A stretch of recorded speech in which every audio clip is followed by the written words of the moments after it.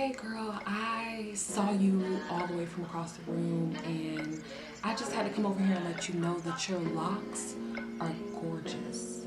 Okay? Oh my God, wow.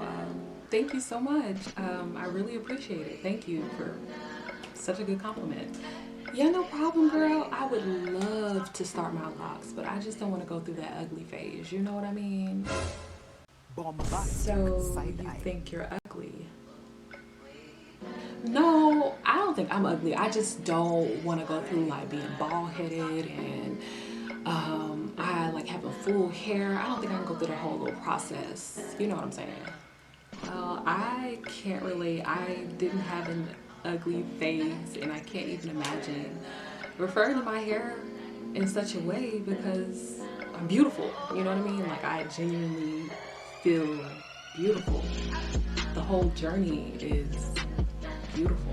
And scene. Yes, that's just an example of some of the conversations that I've had with women who have seen me in person, on social media or something like that. Like, I've had conversations very similar to this.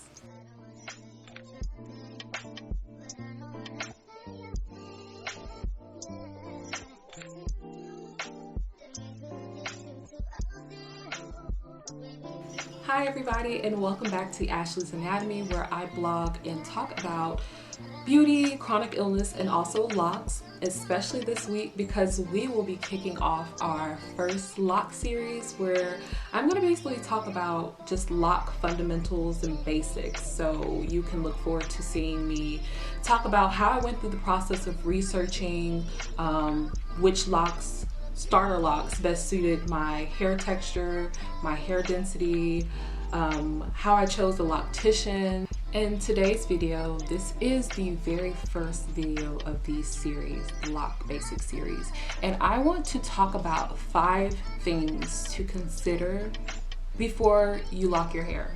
And some of you who may be sitting there, you already have locks, you're like, oh my God, this isn't for me. But no, you can stay because this is still relevant to you, okay?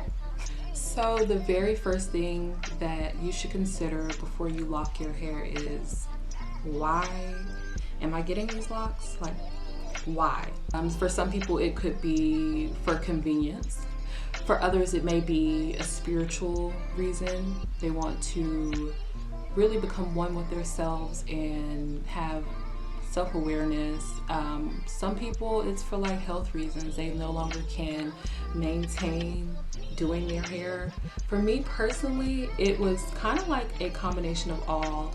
I really was going through a transitional phase in my life. I had just graduated from college. I felt like I wanted to commit and like not have to worry about doing my hair anymore because I was just diagnosed the year prior with a rare autoimmune disease, and still affects my muscles, and I didn't want to have to worry about like constantly being in my hair, worrying about, oh yeah, I need to get this hair installed, I need to do this, that, and like I just did not want to be bothered at all. And around this time, I spent a lot of time admitted in the hospital. So having locks was perfect.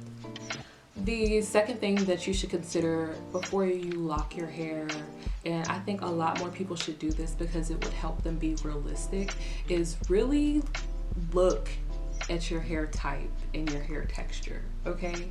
Like, do you already have pretty thick hair, or do you have pretty fine hair without locks? I can like guarantee you 9 times out of 10 that's going to be reflective of how your locks are going to be, because you know this is still your hair. So if you have like fine or thin, thick hair, I want to say that's probably going to be like how your locks are. People should also consider their hair density. A lot of people ask all the time like about my hair thickness, and it's like, what do you do to get your locks so thick? And my answer is usually like not very much. I mean, other than like maintaining the health of my locks, I want to truly say I had thick ass hair before I locked my hair, and honestly it was another reason why I wanted to lock my hair.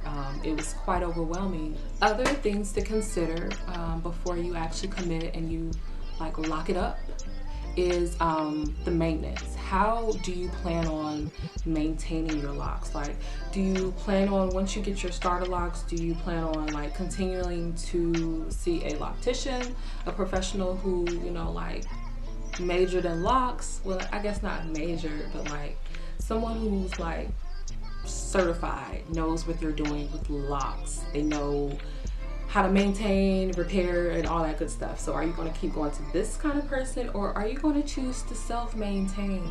Are you going to continue to watch my YouTube videos and learn how to be a lock boss and not be dependent on a loctician?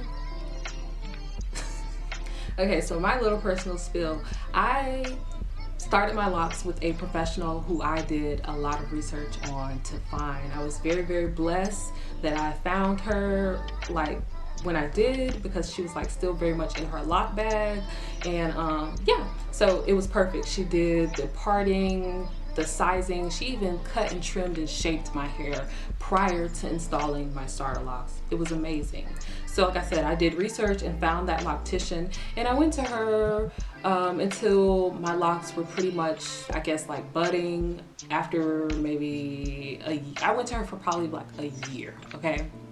Within that year of me seeing that loctician, she pretty much trained me on how to maintain my hair, how to wash it, how to go about deep conditioning in it, like the basics of like retwisting it, what products I should use, what products I shouldn't use, those kind of things. Like, it was very helpful because I want to say the learning curve transitioning from a loose natural to a locked girly, that learning curve was a little steep for me because I just didn't know which products worked well with my hair. Like, I was testing and trying things, trying to figure out what worked with my hair. Used to being like a loose natural and putting like product and product to maintain moisture in my hair, and I realized with locks, like, the same rules did not apply. So like around 2020, when the pandemic really popped off, I want to say I completely stopped going to a loctician. You know, prior, like the one who started my locks, I went to her for that year, and then after that, like, I kind of like was doing my own thing. I went and tried to hop around the city of Atlanta to find other locticians, but just with my experience, I did not enjoy going to many of the locticians in my area. Like, just small things. I'm very particular. I've worked in healthcare. I don't want to get sick, so I just felt more comfortable, still feel more comfortable with just learning what I need to do to just self-maintain my locks. You know, you can't have just any energy in your hair because it sticks.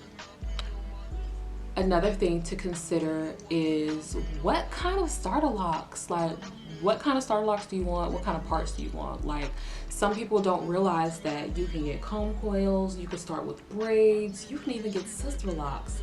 And your parting, there are different parting. Like, you can have square, diamond, I even saw like oval. Like, there are different parts that you can get, and each like type of starter lock that you get and the parting that you choose is going to be dependent upon your hair type, like, you know, how dense your hair is, how you want your hair to lay. Like, you know, I see some girlies getting like their bust down, like they get in the middle part, but for me, like, I didn't want to just like be strictly like stuck with like a bust down. I want to be able to have like some flexibility and like go this way, have a side bang, you know, this, that, and the third. So yeah, it's really important that you do your research and like you look at other creators who put out content, and you're like asking like, okay girl, what kind of like parting do you got? Like, how did you start your hair? You know, and looking at other people who have like similar hair textures as you to kind of get an idea, because that's exactly what I did. I probably scrolled through thousands of lock pages. The fifth thing that you should consider when you're thinking about locking your hair is like, am I a patient person? Like, am I a patient person who is committed to like this whole process, because I think a lot of people, especially now that we have like these trendy curly ends on your locks and all this other shit, like I think a lot of people are kind of like forgetting that this is a commitment. I'm on year 5, and I'm just now seeing like, oh wow, like this is like my hair, you know what I mean? Like it's not something that's gonna be overnight at all. If you're a person who wants quick gratification, you can't stick to something, then I would definitely say maybe like try something else. Yeah, because they are a commitment, and it kind of enrages me when I see people like just hopping on the bandwagon and wanting to lock their hair just because they saw such and such do it. And it's like we're forgetting the reason, the meaning behind like this whole process. For me, I thought it was about fully embracing this natural process and owning like this is my hair. I grew this. Like I'm owning my blackness. This is black as fuck. This is my essence. You know what I mean? So like, and excuse me if I'm getting a little too spiritual for the girls, but I'm just saying like I think that the behavior that I've been seeing lately, like within the community or whatever, is just like, are y'all forgetting? Are we forgetting? Are we forgetting? So yeah, if you aren't a patient person, you want quick gratification, and you know, maybe try like some butterfly locks or something. But the whole process of actually having a lock journey and the budding and the shooting and the teenage phase and all that stuff, like it's a journey. So yeah. So I'm just gonna recap everything that I kind of like hit every point. So 1, why are you getting locks? You know, you should consider that before you actually put them in your head. Why are you getting locks? If it's for like trendy reasons and you're trying to like, I don't know, catch a trend, be a clout chaser, I don't know. I don't think that it would be the right look for you. Also should consider and be realistic with yourself about your hair type, texture, density. Do you have thick hair, thin hair, that kind of thing. It's gonna play a huge role in how your locks are actually gonna look. Also should consider how you're going to maintain those locks once you get them in your head. Are you going to do like self-maintenance? Are you going to get a loctician? Like, what are you going to do? What you going to do? What you going to do? Like, if you're not one of the girlies who's like naturally inclined to know how to do some hair, like, you should be honest with yourself and just know that you're going to cash out that $75 to $125 a month to get your hair done.